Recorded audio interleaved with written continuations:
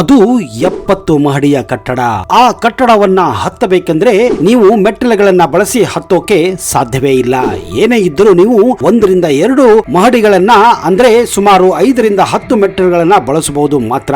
ಹೀಗಾಗಿ ಪ್ರತಿಯೊಬ್ಬರು ಆ ಕಟ್ಟಡದ ಬಹು ಮಹಡಿಗಳಿಗೆ ಹೋಗಬೇಕೆಂದ್ರೆ ಲಿಫ್ಟ್ ಅನ್ನೇ ಬಳಸ್ತಾ ಇದ್ರು. ಅವರು ಲಿಫ್ಟ್ ಮೇಲೆ ಡಿಪೆಂಡ್ ಆಗಿದ್ರು. ಅದು 2012ನೇ ಇಸ್ವಿ ನ್ಯೂಯಾರ್ಕ್ ನ ಮ್ಯಾನ್ಹಟನ್ ನಲ್ಲಿ ಇರುವಂತಹ ಒಂದು ಬಹುಮಡಿ ಕಟ್ಟಡದಲ್ಲಿ ಈ ಒಂದು ಘಟನೆ ನಡೆದು ಹೋಗಿತ್ತು. ಹೆಚ್ಚಾಗಿ ಆ ಕಟ್ಟಡದ ಯಾವುದೇ ಒಂದು ಮಹಡಿಗೆ ಹೋಗಬೇಕೆಂದ್ರೆ ಪ್ರತಿಯೊಬ್ಬರು ಹೆಚ್ಚಾಗಿ ಲಿಫ್ಟ್ ಅನ್ನೇ ಬಳಸ್ತಾ ಇದ್ರು. ಹೀಗಾಗಿ ಆ ಕಟ್ಟಡದ 16ನೇ ಮಹಡಿಯಲ್ಲಿ ಒಂದು ಆಫೀಸ್ ನಲ್ಲಿ ಕೆಲಸ ಮಾಡುತ್ತಿದ್ದ ಎಲಿಜಬೆತ್ ಎನ್ನುವ ಮಹಿಳೆ ಕೂಡ ಎಂದಿನಂತೆ 11:30 ತನ್ನ ಆಫೀಸ್ ಹೋಗಲು ಆ ಲಿಫ್ಟ್ ಅನ್ನ ಹತ್ತಿದ್ದಾಳೆ. ಒಳಗಡೆ ಹೋಗಿ ಮೇಕಪ್ ಮಾಡಿಕೊಳ್ಳುತ್ತಿದ್ದಾಳೆ. ಆದ್ರೆ ಇದ್ದಕ್ಕಿದ್ದ ಹಾಗೆ ಆ ಲಿಫ್ಟ್ ಅಲ್ಲಿ ನಿಂತಹ ಆ ಫ್ಲೋರ್ ಕಳಚಿ ಬಿದ್ದಿತ್ತು. ಅವಳು ಎಲ್ಲಿ ತಾನು ಲಿಫ್ಟ್ ನಿಂದ ಕೆಳಗೆ ಬೀಳುತ್ತೇನೆಂದ ಆತಂಕದಿಂದ ಕ್ಷಣಕಾಲ ಅವರಿಗೆ ಶಾಕ್ ಕೂಡ ಆಗಿತ್ತು. ಇನ್ನೇನು ಅವಳು ಪ್ರಜ್ಞೆ ತಪ್ಪೋ ಹಾಗೆ ಅವಳ ಪರಿಸ್ಥಿತಿ ಇತ್ತು. ಆಮೇಲೆ ತಕ್ಷಣವೇ ಲಿಫ್ಟ್ ನಿಂತ ಮೇಲೆ ಸಿಕ್ಕಂತಹ ಒಂದು ಮಹಡಿಗೆ ಅಲ್ಲಿಯೇ ಸ್ಟಾಪ್ ಮಾಡಿ ಅವಳು ಹೊರಗಡೆ ಬಂದಿದ್ದಾಳೆ. ಆಮೇಲೆ ಅವಳಿಗೆ ಗೊತ್ತಾಗಿದ್ದು ಅದೊಂದು ಪ್ರ್ಯಾಂಕ್ ಆಗಿತ್ತು, ಅಂದ್ರೆ ಜೋಕ್ ಆಗಿತ್ತು. ಹೌದು, ಕೆಲವು ಸ್ನೇಹಿತರು ಸೇರಿ ಎಲಿಜಬೆತ್ ಮೇಲೆ ಹಾಗೂ ಇತರ ಸಿಬ್ಬಂದಿಗಳ ಮೇಲೆ ಆ ತರದ ಒಂದು ತಮಾಷೆಯನ್ನ ಕೂಡ ಮಾಡಲಾಗಿತ್ತು. ಮೇಲಾಗಿ ಅವತ್ತು ಏಪ್ರಿಲ್ 1ನೇ ತಾರೀಕು ಅಂದ್ರೆ ಏಪ್ರಿಲ್ ಫೂಲ್ ಮಾಡುವ ದಿನವಾಗಿತ್ತು. ಹೌದು, ಇಂತಹ ಪ್ರ್ಯಾಂಕ್ಗಳು, ಇಂತಹ ಜೋಕ್ಗಳು, ಕೆಲವೊಮ್ಮೆ ಅಹಿತಕರ ಘಟನೆಗಳು ಕೂಡ ನಡೆದು ಹೋಗುತ್ತವೆ. ನಾವು ಇತ್ತೀಚೆಗೆ ಹೆಚ್ಚಾಗಿ ಇಂತಹ ಘಟನೆಗಳನ್ನ ಹಾಗೂ ಕೆಲವು ವಿಚಿತ್ರ ಘಟನೆಗಳನ್ನ ನಾವು ಇತ್ತೀಚೆಗೆ ಲಿಫ್ಟ್ಗಳಲ್ಲಿ ಆಗಾಗ ನ್ಯೂಸ್ಗಳಲ್ಲಿ ಕೇಳ್ತಾ ಇರ್ತೀವಿ, ನೋಡ್ತಾ ಇರ್ತೀವಿ.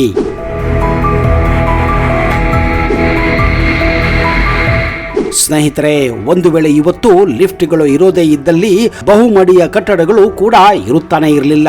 ನೀವೇ ಯೋಚನೆ ಮಾಡಿ, ಇವತ್ತು 1-2 ಮಹಡಿ ಮೆಟ್ಟಿಲುಗಳನ್ನ ಹತ್ತೋಕೆ ಅಂದ್ರೆ 15-20 ಮೆಟ್ಟಿಲುಗಳನ್ನ ಹತ್ತಲು ಕೂಡ ಜನರು ಸುಸ್ತಾಗಿ ಹೋಗುತ್ತಾರೆ. ಅಂತಹದರಲ್ಲಿ 50, 70, 80, 100 ಮಹಡಿ ಇರುವ ಕಟ್ಟಡಗಳಂತೂ ಹತ್ತಲು ಯಾರಿಂದಲೂ ಸಾಧ್ಯವಿಲ್ಲ. ಇಂತಹ ಕಟ್ಟಡಗಳಿಗೆ ಲಿಫ್ಟ್ ಬೇಕೇ ಬೇಕು, ಎಲಿವೇಟರ್ಗಳು ಬೇಕೇ ಬೇಕು. ಲಿಫ್ಟ್ ಇಲ್ಲ ಅಂದ್ರೆ ಇಂತಹ ಕಟ್ಟಡಗಳನ್ನ ಕಟ್ಟಲು ಕೂಡ ಸಾಧ್ಯವೇ ಇಲ್ಲ. ಹೀಗಾಗಿ ಇವತ್ತು ನಾವು ತುಂಬಾನೇ ಲಿಫ್ಟ್ ಮೇಲೆ ಅವಲಂಬನೆ ಆಗಿದ್ದೇವೆ. ಅಂದ ಹಾಗೆ ಮೊಟ್ಟ ಮೊದಲ ಲಿಫ್ಟ್ ಅನ್ನ 1857ರಲ್ಲಿ ಓಟಿಸ್ ಎಲಿವೇಟರ್ ಅನ್ನುವ ಕಂಪನಿ ನ್ಯೂಯಾರ್ಕ್ ನಗರದ ಇವಿ ಹಾಫ್ಟ್ ಹೌಸ್ ಎಂಬ ಒಂದು 5 ಅಂತಸ್ತಿನ ಕಟ್ಟಡದಲ್ಲಿ ಮೊಟ್ಟ ಮೊದಲ ಬಾರಿಗೆ ನಿರ್ಮಾಣ ಮಾಡಲಾಗಿತ್ತು ಹಾಗೂ ಅದನ್ನ ಬಳಸಲಾಗಿತ್ತು. ಇದುವೇ ಓಟಿಸ್ ಕಂಪನಿ ಇವತ್ತು ವಿಶ್ವದ ಅತ್ಯಂತ ಪುರಾತನ ಹಾಗೂ ದೊಡ್ಡ ಕಂಪನಿಗಳಲ್ಲಿ ಒಂದಾಗಿದೆ. ಲಿಫ್ಟ್ ಗಳ ಪರಿಕಲ್ಪನೆಯು ಪ್ರಾಚೀನ ಗ್ರೀಸ್ನಷ್ಟು ಹಳೆಯದಾಗಿದೆ. ಕ್ರಿಸ್ತ ಪೂರ್ವ 3ನೇ ಶತಮಾನದಲ್ಲಿಯೇ ಗಣಿತಜ್ಞ ಆರ್ಕಿಮೆಡಿಸ್ ಅವರು ಹಗ್ಗಗಳನ್ನ ಮತ್ತು ಪುಲಿಗಳನ್ನ ಬಳಸಿ ಸರಕುಗಳನ್ನ ಎತ್ತುವ ಸಾಧನವನ್ನ ವಿನ್ಯಾಸಗೊಳಿಸಿದರು. ಇದುವೇ ಇವತ್ತಿಗೂ ಕೂಡ ಲಿಫ್ಟ್ ನಿರ್ಮಾಣಕ್ಕೆ ಒಂದು ಪರಿಕಲ್ಪನೆಯಾಗಿದೆ. 19ನೇ ಶತಮಾನದ ಆರಂಭದಲ್ಲಿ ಉಗಿ ಶಕ್ತಿಯನ್ನ ಬಳಸುವ ಮೂಲಕ ಮೊಟ್ಟ ಮೊದಲ ಕೈಗಾರಿಕಾ ಲಿಫ್ಟ್ ಗಳನ್ನು ಕೂಡ ಬಳಸಲಾಗಿತ್ತು. ವಿಶ್ವದ ಅತಿ ವೇಗದ ಲಿಫ್ಟ್ ಗಳಲ್ಲಿ ಚೈನಾದ ಗುವಾಂಗ್ಝೌ ಸಿಟಿ ಆಫ್ ಫೈನಾನ್ಸ್ ಸೆಂಟರ್ ನಲ್ಲಿ ಅಳವಡಿಸಲಾಗಿದೆ. ಇದು ಪ್ರತಿ ಗಂಟೆಗೆ 75 ಕಿಲೋಮೀಟರ್ ವೇಗದಲ್ಲಿ ಕೆಳಗೆ ಹೋಗುತ್ತದೆ, ಕೆಳಗಿಂದ ಮೇಲೆ ಬರುತ್ತದೆ. ಇದು ಒಂದು ರೀತಿಯ ಬುಲೆಟ್ ಲಿಫ್ಟ್ ಅಂತಾನೆ ಅಲ್ಲಿ ಕರೆಯುತ್ತಾರೆ. ಅಂದ ಹಾಗೆ ದುಬೈನಲ್ಲಿರುವ ಬುರ್ಜ್ ಖಲೀಫಾ ಅಂದ್ರೆ ವಿಶ್ವದ ಅತಿ ಎತ್ತರದ ಕಟ್ಟಡವಾಗಿದ್ದು ಅದರ ಲಿಫ್ಟ್ ಅತಿ ಉದ್ದದ ನಿರಂತರ ಪ್ರಯಾಣವನ್ನ ಒದಗಿಸುತ್ತವೆ. ಅಂದ್ರೆ ಅತಿ ಉದ್ದದ ಲಿಫ್ಟ್ ಇರೋದೇ ಈ ಬುರ್ಜ್ ಖಲೀಫಾದಲ್ಲಿ.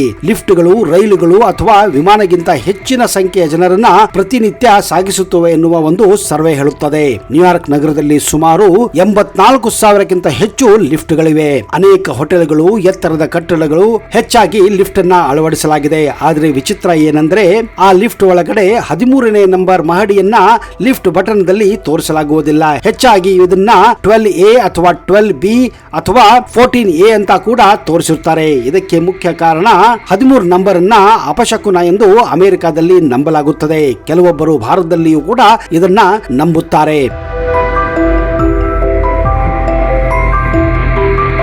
ಕೆಲವೊಬ್ಬರಿಗೆ ಲಿಫ್ಟ್ ಅಂದ್ರೆ ಭಯ ಕೂಡ ಇರುತ್ತದೆ. ಇದನ್ನ ಲಿಫ್ಟ್ ಫೋಬಿಯಾ ಅನ್ನುತ್ತಾರೆ. ಎಲಿವೇಟರ್ ಗಳಿಗೆ ಹೆದರುವಿಕೆಯನ್ನ ಆಕ್ಸೆಲೆರೋಫೋಬಿಯಾ ಎಂದು ಕರೆಯುತ್ತಾರೆ. ಹೆಚ್ಚಾಗಿ ಹಳ್ಳಿಯಿಂದ ಬಂದ ಜನರು ಮೊದಲ ಬಾರಿಗೆ ಲಿಫ್ಟ್ ಅನ್ನ ಹತ್ತುವಾಗ ಹೆದರಿಕೆಯನ್ನ ತೋರಿಸುತ್ತಾರೆ. ಕಾರಣ ಅವು ಏನು ಮಾಡುತ್ತವೆಯೋ, ಎಲ್ಲಿ ಬಿದ್ದು ಹೋಗುತ್ತವೆ ಅನ್ನುವ ಭಯ ಪ್ರತಿಯೊಬ್ಬರಿಗೂ ಇರುತ್ತದೆ. ಹೆಚ್ಚಾಗಿ ನಾವು ಕೆಲವೊಬ್ಬರಲ್ಲಿ ನೋಡಬಹುದು, ಯಾವಾಗ ಲಿಫ್ಟ್ ಅನ್ನ ಹತ್ತಿರುತ್ತಾರೆ ಮೊದಲು ಅವರು ಲಿಫ್ಟ್ ಅನ್ನ ಹತ್ತುವುದಕ್ಕೆ ಹೆದರುತ್ತಾರೆ. ಒಂದು ವೇಳೆ ಹತ್ತಿದಾಗ ಯಾವಾಗ ಅವರು ತಮ್ಮ ಮಹಡಿಯನ್ನ ತಲುಪುತ್ತೇವೆ ಅನ್ನುವ ಎನ್ನುವ ಎದೆಗುದಿಯಲ್ಲಿರುತ್ತಾರೆ, ಆತಂಕದಲ್ಲಿರುತ್ತಾರೆ. ಇದನ್ನೇ ಲಿಫ್ಟ್ ಫೋಬಿಯಾ ಅಂತ ಕರೆಯುತ್ತಾರೆ. ನೀವು ಹೆಚ್ಚಾಗಿ ಲಿಫ್ಟ್ಗಳಲ್ಲಿ ಇತ್ತೀಚೆಗೆ ಸಂಗೀತವನ್ನ ಕೂಡ ಅಳವಡಿಸುತ್ತಾರೆ, ಅಂದ್ರೆ ಮ್ಯೂಸಿಕ್ ಅನ್ನು ಕೂಡ ಹಾಕಿರುತ್ತಾರೆ. ಲಿಫ್ಟ್ಗಳಲ್ಲಿ ಕೇಳಬರುವುದಾದಂತಹ ಮೃದುವಾದ ಸಂಗೀತವನ್ನ ಎಲಿವೇಟರ್ ಮ್ಯೂಸಿಕ್ ಎಂದೇ ಕರೆಯುತ್ತಾರೆ. ಇದು ಪ್ರಯಾಣಿಕರ ಆತಂಕ ಮತ್ತು ಮುಜುಗರನ್ನ ಕಡಿಮೆ ಮಾಡಲು ವಿನ್ಯಾಸಗೊಳಿಸಲಾಗಿದೆ. ಅವರು ಮ್ಯೂಸಿಕ್ ಅನ್ನ ಕೇಳುತ್ತಾ ಇದ್ರೆ ಆ ಸೂದಿಂಗ್ ಇಫೆಕ್ಟ್ ಅವರ ಮೈಂಡ್ ಅಲ್ಲಿ ಓಡುತ್ತದೆ. ಹೀಗಾಗಿ ಆ ಲಿಫ್ಟ್ ಅನ್ನುವ ಹೆದರಿಕೆ ಕೂಡ ಅದರಿಂದ ದೂರವಾಗುತ್ತದೆ ಅನ್ನುವುದೇ ಇದರ ಉದ್ದೇಶವಾಗಿದೆ. ಅಂದ ಹಾಗೆ ಲಿಫ್ಟ್ ಅನ್ನು ಹತ್ತಿದಾಗ ಕೆಲವೊಂದು ಶಿಷ್ಟಾಚಾರವನ್ನ ಪ್ರತಿಯೊಬ್ಬರು ಪಾಲಿಸಲೇಬೇಕು. ಇಲ್ಲವಾದರೆ ದುರ್ಘಟನೆ ಆಗುವ ಸಂಭವ ಕೂಡ ಇರುತ್ತದೆ. ಇದನ್ನ ಲಿಫ್ಟ್ ರೂಲ್ಸ್ ಅಂತ ಕರೆಯುತ್ತಾರೆ. ಸಾಮಾನ್ಯವಾಗಿ ಲಿಫ್ಟ್ ನಲ್ಲಿ ಮಾತನಾಡದೇ ಇರುವುದು ಒಳ್ಳೆಯದು. ಬಾಗಿಲು ತೆರೆದಾಗ ಕಾಯುವುದು, ಮೊದಲು ಹೊರ ಹೋಗುವವರಿಗೆ ದಾರಿ ಬಿಡುವುದು, ಇದು ಜಾಗತಿಕವಾಗಿ ನಂಬಲಾದಂತಹ ಒಂದು ರೂಲ್ಸ್ ಅಂಡ್ ರೆಗ್ಯುಲೇಷನ್ ಆಗಿದೆ. ಹೆಚ್ಚಿನ ಲಿಫ್ಟ್ಗಳು ಹಗುರವಾಗಿ ಅಥವಾ ತಟಸ್ಥ ಬಣ್ಣವನ್ನ ಹೊಂದಿರುತ್ತವೆ. ಇವು ಆ ಸ್ಥಳವನ್ನ ವಿಶಾಲವಾಗಿ ಕಾಣುವಂತೆ ಮಾಡುತ್ತವೆ. 19ನೇ ಶತಮಾನದವರೆಗೂ ಲಿಫ್ಟ್ಗಳು ಅಷ್ಟು ಸುರಕ್ಷಿತವಾಗಿರಲಿಲ್ಲ. 1853ರಲ್ಲಿ ಅಮೆರಿಕದ ಎಲಿಶಾ ಓಟಿಸ್ ಅವರು ಲಿಫ್ಟ್ ಹಗ್ಗ ತುಂಡಾದಾಗ ಗಾಡಿ ಕೆಳಗಡೆ ಬೀಳದಂತೆ ತಡೆಯುವ ಒಂದು ಸುರಕ್ಷಿತ ಬ್ರೇಕ್ ಅನ್ನ ಕೂಡ ಕಂಡುಹಿಡಿದಿದ್ದರು. ಇದು ಲಿಫ್ಟ್ ಉದ್ಯಮದಲ್ಲಿ ಕ್ರಾಂತಿಯನ್ನೇ ಉಂಟು ಮಾಡಿತ್ತು ಮತ್ತು ಎತ್ತರದ ಗಗನಚುಂಬಿ ಕಟ್ಟಡಗಳ ನಿರ್ಮಾಣಕ್ಕೆ ದಾರಿ ಮಾಡಿಕೊಟ್ಟಿತ್ತು. ಲಿಫ್ಟ್ಗಳು ಮುಖ್ಯವಾಗಿ ಎರಡು ಪ್ರಮುಖ ವಿಧದಲ್ಲಿ ನಾವು ನೋಡಬಹುದಾಗಿದೆ. ಒಂದು ಟ್ರಾಕ್ಷನ್ ಲಿಫ್ಟ್. ಇವುಗಳನ್ನು ಹೆಚ್ಚಾಗಿ ಎತ್ತರದ ಕಟ್ಟಡಗಳಲ್ಲಿ ಬಳಸಲಾಗುತ್ತದೆ. ಇವುಗಳಲ್ಲಿ ಲೋಹದ ಹಗ್ಗಗಳು ಅಂದ್ರೆ ಕೇಬಲ್ಗಳು ಲಿಫ್ಟ್ ಕಾರನ್ನ ಮೇಲಕ್ಕೆ ಮತ್ತು ಕೆಳಕ್ಕೆ ಎಳೆಯುತ್ತವೆ. ಈ ಹಗ್ಗಗಳು ಮೋಟಾರ್ ಚಾಲಿತ ಕಪ್ಪಿಗಳ ಮೂಲಕ ಚಲಿಸುತ್ತವೆ. ಲಿಫ್ಟ್ ನ ತೂಕವನ್ನ ಸಮತೋಲನಗೊಳಿಸಲು ಕೌಂಟರ್ ವೇಟ್ ಅನ್ನ ಬಳಸಲಾಗುತ್ತದೆ. ಇದು ವಿದ್ಯುತ್ ಶಕ್ತಿ ಬಳಕೆಯನ್ನ ಕಡಿಮೆ ಮಾಡಲು ಕೂಡ ಸಹಾಯ ಮಾಡುತ್ತದೆ. ಎರಡನೇ ಪ್ರಕಾರ ಇರುವುದು ಹೈಡ್ರಾಲಿಕ್ ಲಿಫ್ಟ್ಗಳು. ಇವುಗಳಲ್ಲಿ ಎಣ್ಣೆ ತುಂಬಿದ ಪಿಸ್ಟನ್ ವ್ಯವಸ್ಥೆಯನ್ನ ಬಳಸಲಾಗುತ್ತದೆ. ಇದು ಲಿಫ್ಟ್ ಕಾರನ್ನ ಮೇಲಕ್ಕೆ ತಳ್ಳುತ್ತದೆ. ಇವು ಸಾಮಾನ್ಯವಾಗಿ ಕಡಿಮೆ ಎತ್ತರದ ಕಟ್ಟಡಗಳಲ್ಲಿ ಅಂದ್ರೆ 2 ರಿಂದ 8 ಮಹಡಿ ಕಟ್ಟಡಗಳಲ್ಲಿ ಬಳಸಲಾಗುತ್ತದೆ. ಆದ್ರೆ ಈ ಹೈಡ್ರಾಲಿಕ್ ಲಿಫ್ಟ್ಗಳು ನಿಧಾನವಾಗಿ ಚಲಿಸುತ್ತವೆ. ಆಧುನಿಕ ಲಿಫ್ಟ್ಗಳಲ್ಲಿ ಬಹು ಕೇಬಲ್ಗಳು ಮತ್ತು ಕೌಂಟರ್ ವೇಟ್ಗಳ ಜೊತೆಗೆ ತುರ್ತು ಬ್ರೇಕ್ಗಳು, ವೇಗ ನಿಯಂತ್ರಕಗಳು ಮತ್ತು ಸ್ವಯಂ ಚಾಲಿತ ಬಾಗಿಲು ತೆಗೆಯುವ ವ್ಯವಸ್ಥೆಯಂತಹ ಅನೇಕ ಸುರಕ್ಷತಾ ವ್ಯವಸ್ಥೆಗಳು ನಾವು ಇತ್ತೀಚಿನ ಮಾಡರ್ನ್ ಲಿಫ್ಟ್ ಗಳಲ್ಲಿ ಕಾಣಬಹುದಾಗಿದೆ. ಅಷ್ಟಾಗಿ ನೀವು ಗಮನಿಸುತ್ತಿರಬಹುದು, ಲಿಫ್ಟ್ ನಲ್ಲಿ ಕನ್ನಡಿಯನ್ನ ಯಾಕೆ ಹಾಕಿರುತ್ತಾರೆ ಅಂತ ನೀವು ಗಮನಿಸಿರಬಹುದು. ಅನೇಕ ಲಿಫ್ಟ್ ಗಳಲ್ಲಿ ಇದು ಇದ್ದೇ ಇರುತ್ತದೆ. ಇದು ಕೇವಲ ಸೌಂದರ್ಯಕ್ಕಾಗಿ ಅಲ್ಲ, ಕನ್ನಡಿಗಳು ಲಿಫ್ಟ್ ಒಳಗೆ ಇರುವವರಿಗೆ ಅದು ಸಣ್ಣದಾಗಿ ಮತ್ತು ಬಂದಿಯಾಗದಂತೆ ಅನಿಸುವುದನ್ನ ಕಡಿಮೆ ಮಾಡಲು ಸಹಾಯ ಮಾಡುತ್ತದೆ. ಒಂದು ವೇಳೆ ನೀವು ಕನ್ನಡಿಗಳನ್ನ ಹಾಕಿದರೆ ನೀವು ಬಳಸುತ್ತಿರುವ ಆ ಲಿಫ್ಟ್ ಕಾರು ದೊಡ್ಡದಾಗಿ ಕಾಣುತ್ತದೆ. ಹೀಗಾಗಿ ನಾವು ಲಿಫ್ಟ್ ನಲ್ಲಿ ಕನ್ನಡಿಯನ್ನ ಅಳವಡಿಸುವುದನ್ನ ಕಾಣಬಹುದಾಗಿದೆ. ಜೊತೆಗೆ ಇದು ಕನ್ನಡಿಯ ಮೂಲಕ ಅಪರಿಚಿತರ ಉಪಸ್ಥಿತಿಯನ್ನ ಗಮನಿಸಲು ಮತ್ತು ಅಪರಾಧವನ್ನು ತಡೆಯಲು ಕೂಡ ಸಹಾಯ ಮಾಡುತ್ತದೆ. ಯಾಕಂದ್ರೆ ಆ ಕಡೆ ಮುಖ ಮಾಡಿಕೊಂಡು ಯಾರೊಬ್ಬ ವ್ಯಕ್ತಿ ಏನು ಮಾಡುತ್ತಿದ್ದಾನೆ ಅನ್ನೋದು ಕೂಡ ಇದರ ಮೂಲಕ ನಾವು ಕಾಣಬಹುದಾಗಿದೆ. ಲಿಫ್ಟ್ ಒಳಗೆ ಪ್ರಯಾಣಿಕರು ನಿಲ್ಲುವ ಸ್ಥಳವನ್ನ ಲಿಫ್ಟ್ ಕಾರ್ ಅಥವಾ ಕ್ಯಾಬಿನ್ ಅಂತ ಕೂಡ ಕರೆಯುತ್ತಾರೆ. ಲಿಫ್ಟ್ ನಲ್ಲಿ ಸಿಕ್ಕಿ ಹಾಕಿಕೊಂಡಿರುವಾಗ ಹೊರಗಿರವರನ್ನ ಅಂದ್ರೆ ಸೆಕ್ಯೂರಿಟಿಯನ್ನ ಸಂಪರ್ಕಿಸಲು ಅಲಾರಾಂ ಬಟನ್ ಕೂಡ ಇಡಲಾಗುತ್ತದೆ. ಇತ್ತೀಚಿನ ದಿನಗಳಲ್ಲಿ ದೊಡ್ಡ ದೊಡ್ಡ ಮಾಲುಗಳಲ್ಲಿ, ದೊಡ್ಡ ದೊಡ್ಡ ರೈಲ್ವೆ ನಿಲ್ದಾಣಗಳಲ್ಲಿ, ದೊಡ್ಡ ದೊಡ್ಡ ಏರ್ಪೋರ್ಟ್ಗಳಲ್ಲಿ ಹಾಗೂ ಬಸ್ ನಿಲ್ದಾಣಗಳಲ್ಲೂ ಕೂಡ ಲಿಫ್ಟ್ ಬದಲು ಇವತ್ತು ಎಸ್ಕಲೇಟರ್ ಗಳನ್ನ ಕೂಡ ಬಳಸಲಾಗುತ್ತಿದೆ. ಇತ್ತೀಚೆಗೆ ನಾವು ಇದನ್ನ ಹೆಚ್ಚಾಗಿ ಕಾಣುತ್ತಾನೆ ಇದ್ದೇವೆ. ಅಂದ ಹಾಗೆ ಮೊಟ್ಟ ಮೊದಲ ಎಸ್ಕಲೇಟರ್ ಅನ್ನ ಅಂದ್ರೆ ಚಲಿಸುವ ಮೆಟ್ಟಲುಗಳನ್ನ 1897ರಲ್ಲಿ ನ್ಯೂಯಾರ್ಕ್ ನಲ್ಲಿ ಸ್ಥಾಪಿಸಲಾಗಿತ್ತು. ಎಸ್ಕಲೇಟರ್ ಎಂಬ ಹೆಸರು ಲ್ಯಾಟಿನ್ ಪದ ಸ್ಕಾಲಾದಿಂದ ಬಂದಿದೆ. ಸ್ಕಾಲಾ ಅಂದ್ರೆ ಮೆಟ್ಟಲುಗಳು ಎಂದರ್ಥ. ಪ್ರಪಂಚದಲ್ಲಿ ಅತಿ ಉದ್ದದ ಎಸ್ಕಲೇಟರ್ ವ್ಯವಸ್ಥೆ ಹಾಂಗ್ಕಾಂಗ್ ನಲ್ಲಿರುವ central mid level escalator system ಆಗಿದೆ. ಇದು ಅನೇಕ ಎಸ್ಕಲೇಟರ್ ಗಳನ್ನ ಒಳಗೊಂಡಿದ್ದು ಸುಮಾರು 800 ಮೀಟರ್ಗಳಷ್ಟು ಈ ಒಂದು ಎಸ್ಕಲೇಟರ್ ದೂರವನ್ನ ಕ್ರಮಿಸುತ್ತದೆ.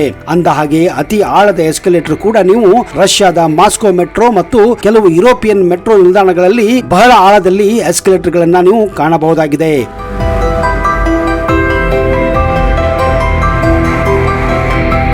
ರಷ್ಯಾದಲ್ಲಿ ಇರುವ ಸೆಂಟ್ ಪೀಟರ್ಸ್ಬರ್ಗ್ ಮೆಟ್ರೋದ ಕೆಲವು ಎಸ್ಕಲೇಟರ್ಗಳು 100 ಮೀಟರ್ಗಳಿಗಿಂತ ಹೆಚ್ಚು ಆಳಕ್ಕೆ ಇಳಿಯುತ್ತವೆ.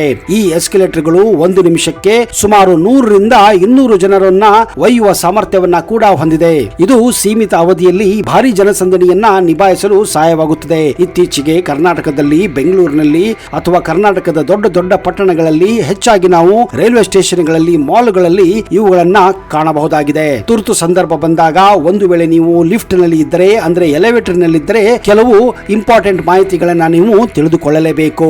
ಯಾಕಂದ್ರೆ ಲಿಫ್ಟ್ ನಲ್ಲಿ ಸಿಕ್ಕಿ ಹಾಕಿಕೊಂಡಾಗ ಹೊರಗಿನ ಜಗತ್ತಿಗೆ ನಿಮ್ಮ ಒಂದು ಅಪಾಯವನ್ನ ಹೇಗೆ ತೋರಿಸಬೇಕೆನ್ನುವುದು ಪ್ರತಿಯೊಬ್ಬರು ಅರ್ಥ ಮಾಡಿಕೊಳ್ಳಬೇಕು. ಮೊದಲನೇದಾಗಿ ಲಿಫ್ಟ್ ನಲ್ಲಿರುವ ಅಲಾರಾಂ ಬಟನ್ ಅನ್ನ ಒತ್ತಬೇಕು. ತಕ್ಷಣ ಅಲಾರಾಂ ಬಟನ್ ಅಥವಾ ಬೆಲ್ ಚಿಹ್ನೆಯಲ್ಲಿರುವ ಬಟನ್ ಅನ್ನ ಒತ್ತಿದರೆ ನಿಮ್ಮ ಸಹಾಯಕ್ಕೆ ಹತ್ತಿರದ ಸೆಕ್ಯೂರಿಟಿ ಬಂದೇ ಬರುತ್ತಾರೆ ಹಾಗೂ ನಿಮ್ಮನ್ನ ಲಿಫ್ಟ್ ನಿಂದ ಹೊರಗೆ ತೆಗೆಯುತ್ತಾರೆ. ಹಾಗೆಯೇ ಲಿಫ್ಟ್ ನಲ್ಲಿ ಕೆಲವೊಮ್ಮೆ ಇಂಟರ್ಕಾಮ್ ವ್ಯವಸ್ಥೆಯನ್ನು ಕೂಡ ಮಾಡಲಾಗಿರುತ್ತದೆ. ಇಂಟರ್ಕಾಮ್ ವ್ಯವಸ್ಥೆ ಇದ್ದರೆ ಅದನ್ನ ಬಳಸಿ ಹೊರಗೆ ಇರುವವರನ್ನ ಅಥವಾ ನಿರ್ವಹಣಾ ಸಿಬ್ಬಂದಿಯನ್ನ ನೀವು ಸಂಪರ್ಕಿಸಬಹುದಾಗಿದೆ.